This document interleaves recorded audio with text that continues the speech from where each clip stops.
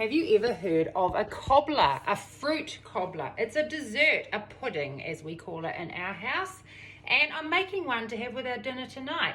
I normally do a peach cobbler using cheap tinned peaches, but at the moment my apricot tree is so abundant, so I'm going to be doing an apricot cobbler.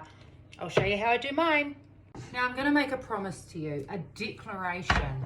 There is something you will never ever hear me say in any of my recipes, and that is cream the butter and sugar.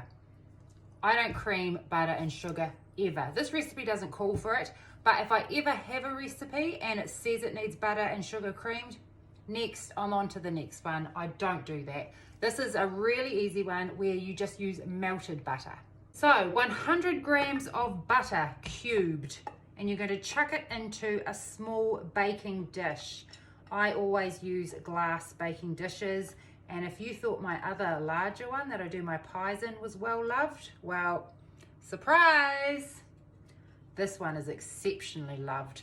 So 100 grams of cubed butter into a baking dish and into the oven to melt.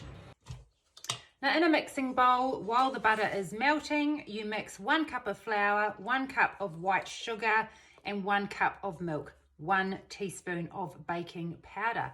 That's your batter, that's it. This is my baking dish full of melted butter. Now onto this, I'm going to pour the batter.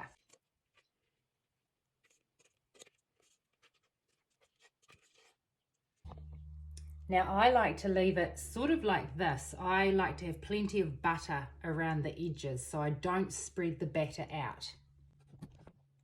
That's going to leave a really delicious, crispy, buttery edge to this cobbler.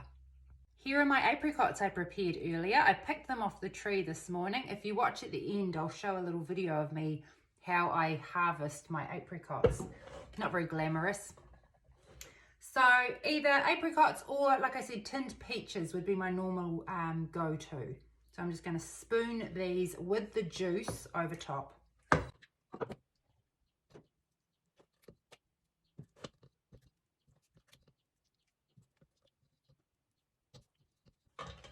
Yeah, I'm not going to use all those apricots. I'm going to save some for my lunch. And then this is optional, but I'm just going to sprinkle a tiny bit of cinnamon over top. Into the oven, 180 degrees, fan bake. She's ready. I'm going to serve a slice up so you can see what it looks like.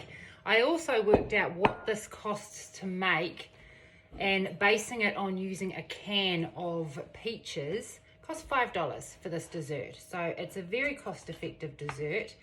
And I want to stress again, this is so basic. Teach your kids, teach your children to make this.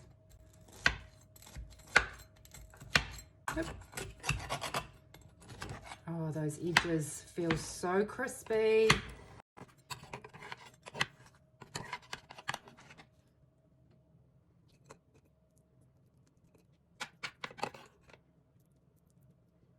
Looks like I'm having peach cobbler for lunch.